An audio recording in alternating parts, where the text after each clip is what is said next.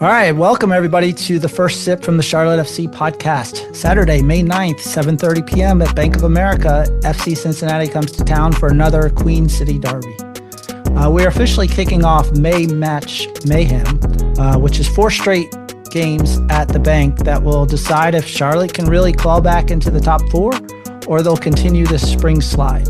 FC Cincinnati, a side that seemed to have successfully transitioned into their new era with Evander and Denke up top. They've been unbeaten their last 5 matches, sitting 1 point ahead of the Crown in the Eastern Conference. And to help us navigate the tactics, the stakes, and the storylines, we're joined by MLS on Apple TV, Spanish language play-by-play announcer, and 19-time Emmy Award winner, Salvatorian, who grew up in LA, developed a fantastic career in where I grew up in DC. It's Moisés Linares. Did I pronounce that correctly? Yeah, you got it right, Nick. How you doing? Doing well. Nice to be part of the show. Thank you for the invite. Sure, no problem. So, Moisés, Charlotte's kind of hit a wall lately. They've lost 4 of their last 5, including that tough New England loss where they actually played pretty well. And then on the flip side, Cincinnati's coming off that 3-2 thriller with Chicago, Evander getting the hat trick, the red card, all of that.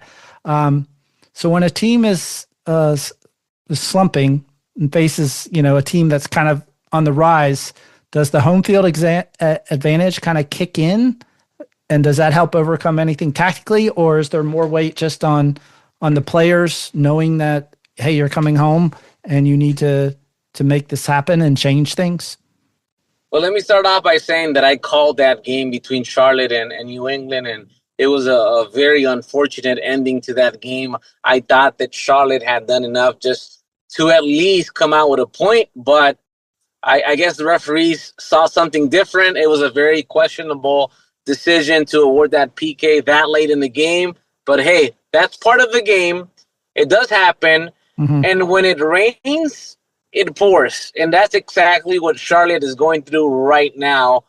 I think that coming home will help you because there's nothing like playing in front of your home crowd. And we know that Charlotte in its young history has an amazing fan base that will help perhaps get this team back on track. I wouldn't get too down on myself regarding what's been happening the last 5-6 games. This is Major League Soccer. One week you're winning, 1 week you're losing, but within 2 or 3 wins, you're back up in the fight for a playoff spot. It's too early in the season to start panicking. Yeah, and especially the way the season split, it's kind of like we have this first half of the season, which is going to end in just about 4 weeks. And then you could see totally new rosters, totally new teams coming back out after the World Cup break. So it will be interesting to see where everybody's positioning. This is almost like you're getting to a starting point by May, Correct. And then the real season's going to happen after. I agree 100%. I think that's a very good point. Yeah. So of course, with Cincinnati, used to be this, Acosta team, this kind of control team, and now it's pretty much Evander's team, which is so dynamic. Like I said, the hat trick last weekend. How does prepping for him make things so difficult for other teams? I don't think you can prep for him. He's a special player. He's a guy that's different, and he's a game changer. I think when it comes to players like Evander, you try to contain as much as you can, but you're not going to game plan to pretty much defend them and stop him. If he wants to do something, he's going to do it. He has the ability to make magic, even in tight spaces. He has that skill set that very few players in Major League Soccer has. I think the goal should be to apply your game plan, contain perhaps the rest of the players for Cincinnati, neutralize most of them to give yourself an opportunity, and go on the front foot. I saw that in New England. There were moments, not the entirety of the game, but there was a lot of moments within the game where they got the ball, they went forward, they created chances, and simply couldn't finish. Mm-hmm. I think what I saw from Charlotte is, hey, it was not a bad game, like Dean Smith said earlier today. I think what's happening is if you're going to have the ball, you're going to have to try to keep it and impose your will on the opposition. Now, Cincinnati is a very dangerous team. We know they can score goals. They're sitting at the top or on that upper half of the Eastern Conference standing. So you're going to have to go out and punch them in the mouth and use the fact that you're playing at home as one of your advantages. Yeah, I always think an early goal for Charlotte sets the tone so much compared to many other teams. It changes the way and style in which they play.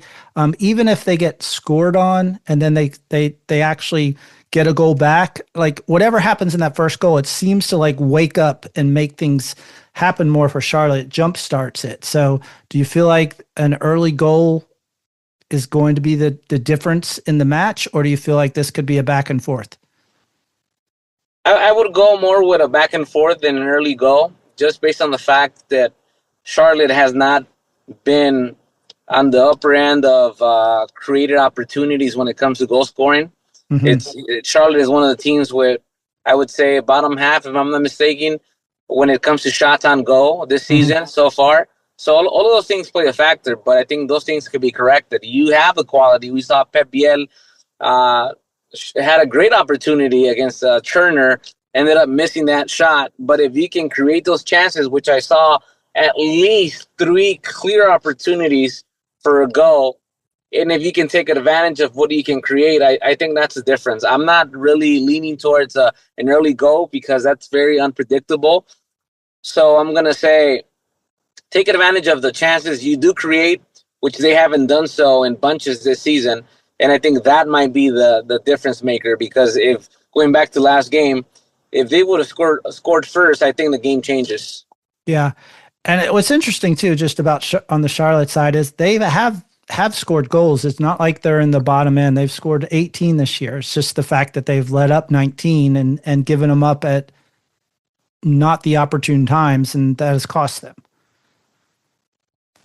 Yeah, definitely. I think that there's moments where they go to sleep, like they say, and other teams take advantage. So I think that has to be one of the things that Dean Smith spoke about this week. Those just little moments of concentration that can cost you points, and is exactly what happened against New England. And like I said earlier, if you're forgiving teams in front of goal, then that's going to cost you big time. And in this case, it cost them a win. It didn't cost them a point. It cost them the entire game. So right. I think they got to take advantage of that for me. Yeah. Now in MLS, we don't focus as much on like the coaching match, but 4 years, Pat Noonan is 0 wins, 3 losses, 1 draw against Dean Smith. Dean said, there was really not much to it, as far as that, but it also, it is a stat that's kind of like, wait, that's out there. Like, is this something that maybe Pat Noonan hasn't cracked how to beat Dean, or is it just a matter of, just how they played? That's a good point. I mean, I haven't thought about that. I was not aware of that stat, but it makes a lot of sense. I mean, out of the 2 coaches, and Dean against any coach is perhaps going to have a great resume when you put them side by side. I think that perhaps Dean has learned how to prep very well against Cincinnati, and he's taking advantage of that. But Pat Noonan is a really good coach. I'm sure that he's cooking something to at least come out with points out of Charlotte. So I wouldn't be surprised. I do think Charlotte has the upper hand because they're coming back home. The streak is not the best. You want to break that, and what better way than to break it than against a team that's sitting on that upper half of the table, that's playing well, that's coming with a good streak into Charlotte. So I think those are things that Charlotte has to take advantage of. But when it comes to that coaching rivalry and the fact that Noonan hasn't been able to crack that code, hey, for Charlotte, that's going to be good news if they can repeat that same formula this weekend. In some ways, it could be a mental kind of thing that could be blocking. When we look at Cincy and you got Kevin Denke, he's already got 6 goals this season. Charlotte's been pretty leaky these last few games. So is there more pressure on the center backs? I know they get Tim Ream back. He was in practice. Or is it maybe more pressure on Cincinnati because they get some players back from injury, so they might not have the kind of gelling that they want? I know they've had also some vulnerabilities on the wing, attacking from that side. So do you see some sort of area where Charlotte gets the better of of Cincy by doing something? And then on the flip side, what does Cincy do to get the best of Charlotte? I think that Charlotte has the upper hand when you're getting guys back like Tim. He's an experienced player. He's done it. He's done it all. He's played at the highest level. I think a player like that doesn't need a lot of time to gel with his teammates. He knows what needs to be done, but Denke is a great player as well. So that's going to be a great matchup, right? Defending a player like that is never easy. But I do think that the upper hand goes to Tim just based on his experience, based on the fact that he understands that leadership is going to play a big part in getting back on track for Charlotte. Therefore, I think that having him back on the field is going to help Charlotte immensely. And what about with Cincy getting back? I mean, I believe Miles Robinson's going to play. Also, I think Nwebu Obina practice this week. So yeah, a great player. Obina's a great player. Another veteran. Both really good players. It makes it for a good match. To be honest with you, I think that when you have all these elements, you're like you start considering the fact that one, they're right next to each other in the standings.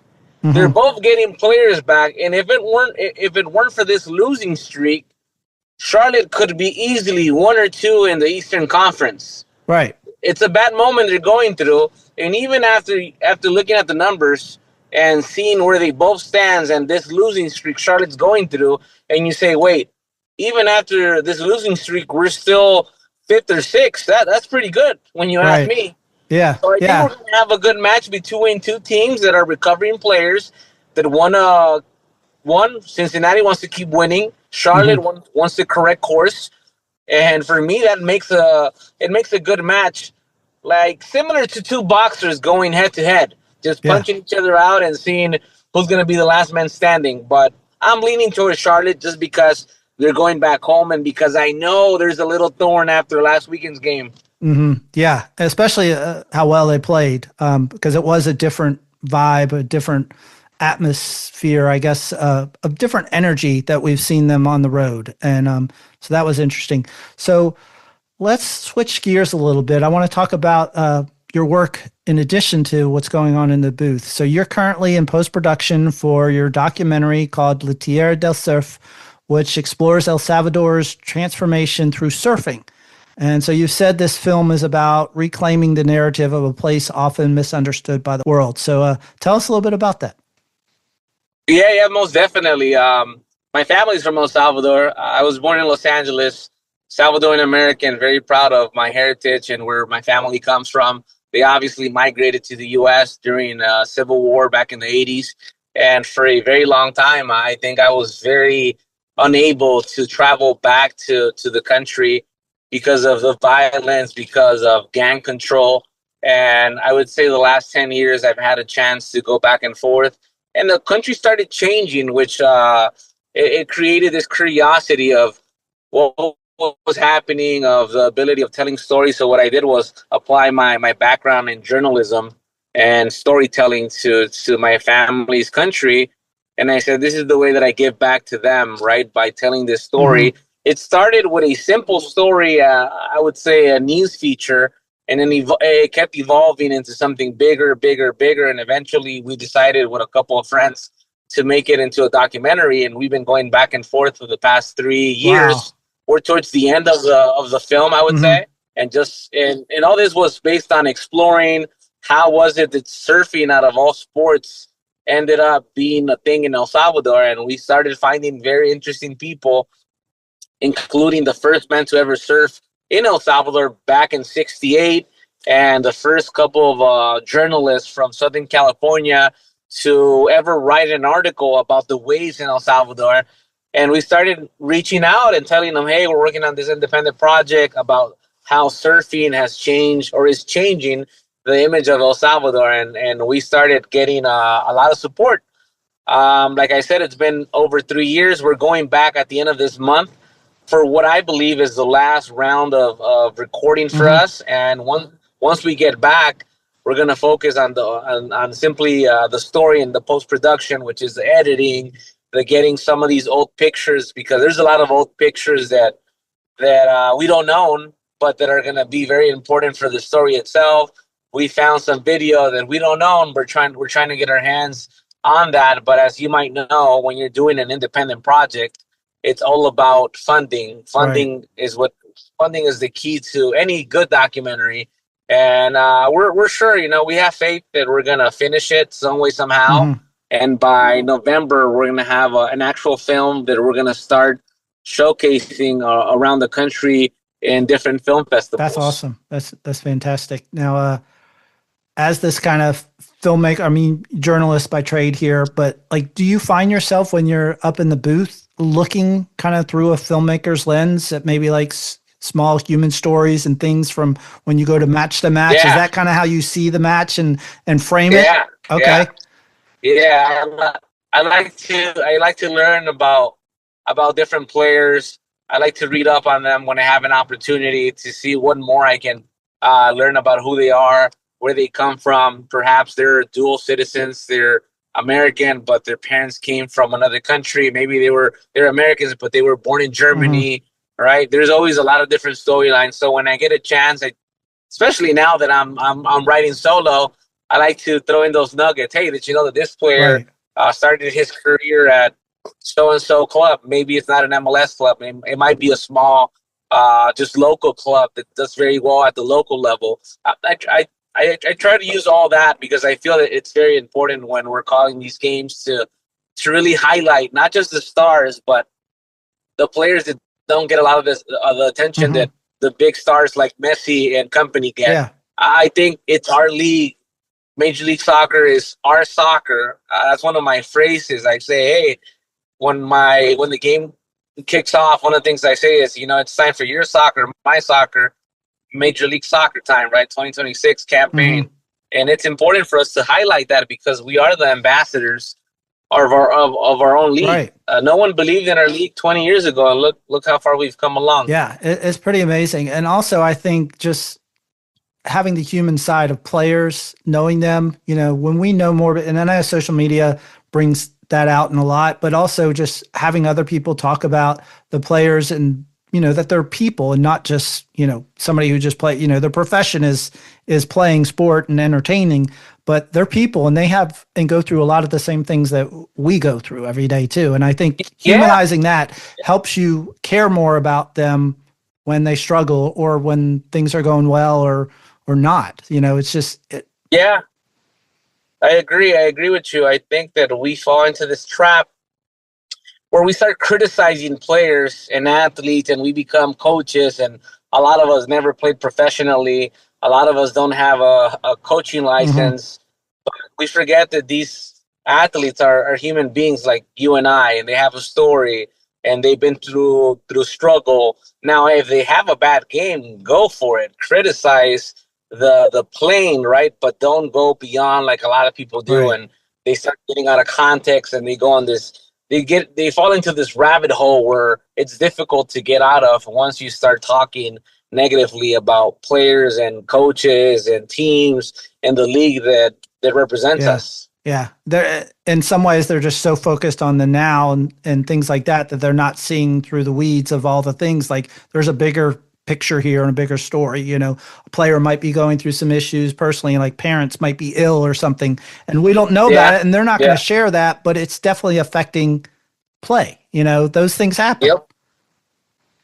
I agree 100%. All right. Especially for a lot of markets. Charlotte's a perfect example. Charlotte did not have a professional team not so long ago. Now you have a great team. You have a team that's competing because Charlotte's been competing the last couple of years, always in the playoffs, trying to get to that next level. It's going to take time. But like you mentioned just a couple of minutes ago, sometimes we're too focused on the now, instead of focusing on the fact that if you've created a winning culture where getting to the playoffs is the norm.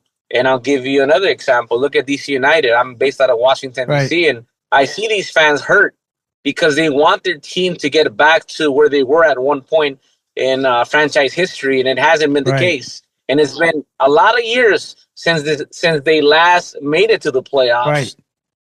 Or it tells you a story in itself. Yeah. No, I mean, I grew up in the DC area. I was Eddie Pope fan, Marco Echeverri, all of them. I loved that. DC United was my team. And then, it's been a while for them. It's been a minute. So, all right. So as a kid, you grew up, I read this, you grew up mimicking announcers, kind of walking the streets of LA and just kind of would talk and like imitate and mimic them. And so you kind of have this unique perspective. Not only are you doing, stuff in Spanish, but you do things in English, of course, with your broadcasting and stuff in DC. So you do a lot of work there. So when you're at the bank calling this match and you're looking at the atmosphere, you're feeling it, do you like instinctively like want to bring out, and I know you're doing this broadcast in Spanish, but are there certain things that you're like, this can only be said in Spanish, whereas other times you're like, this can only be said in English to describe it? Yeah. My goal call wouldn't work in English. Yeah. Because I have a very unique goal call. So I think about it. People ask me, like, how would you translate that? I'm like, I don't think it translates very well. Like, you can translate because I say, lo canto, lo canto, lo canto, which is I'll sing it. And I got that from my production days. I used to work production at Fox Sports. And around that time, Fox had everything. They had the Premier League, they had the Champions League, they had Serie A. But one of my favorites was the Argentinian Primera División, which had Boca Juniors and River Plate. And one of the announcers used to say, cantalo, cantalo, cantalo, which is kind of similar, but the opposite of what I say, because cantalo is like sing it, sing it, sing it. And what I said, that inspired me a lot, and I always give credit to the Argentinian announcers because I think they're very talented. I said, well, I need a phrase. Somebody told me, what's your phrase going to be? And for many years, I couldn't figure it out. And then one day, I don't know, it just hit me, and I just started saying, I'm like, I'm not going to copy the phrase, but I'm going to be inspired by it. And it just became lo canto, lo canto, lo canto before I start yelling goal. Nice. Sergio Ruiz, who's in Orlando, who's another great guy, he says his phrase is cántalo conmigo, which translates to sing it with me. And then he goes into his goal. Right. That's awesome. So there's a lot of things that I would say, yeah, this doesn't work. For example, in Spanish, I don't think that's a cheeky pass. That would never work. Right. Exactly. Awesome. All right. So before we go, I want to give you, I know you said you kind of lean in Charlotte here. Maybe when we wake up on Mother's Day, Sunday, fans have the Sorminti keychain in their hands. What's the specific scene or tactical mastery that will kind of be the thing we're talking about? Charlotte bounces back on track. That's the headline. Back on track. On all cylinders, or do you think like a certain player is going to be like this player is going to put them on their wings and say, all right, come on, guys, this is mine. I got this. Based on what I've seen, I think Saha, he needs one of those games. Yeah, I agree. He needs a game of like, let me take you under my wing. Let me show you why you brought me here, especially since he wants to stay longer. I mean, at one point, you're going to have to start performing if you want to be here long term. I don't know if that's going to happen, but if that's right. If that's the goal, then you need to show why you're worth the price tag that he might be asking for. I don't have that information, but I'm assuming that he wants to stay. He's not going to stay for cheap. He might want a nice contract. I haven't seen that consistently, or the numbers do not reflect that. Mm-hmm. If you want to be that guy, then I would say you need to step up. And then the other is the usual suspects. Well, actually, no, I have two guys that I want to see more from. Pep Biel is one. I like him. I think he's had a strong start to the season. And Vargas is the other guy that I need to see more from.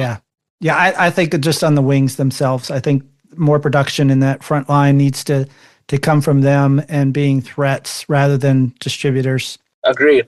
All right. Well, thank you so much for coming on. Massive thanks to Moisés Linares for his insight. You can catch him on the call Saturday night on MLS on Apple TV, Spanish language broadcast of Charlotte FC and FC Cincinnati, 7:30 kickoff. Thanks, Moisés. Thank you. Have a good one. Appreciate it, man. Thank you.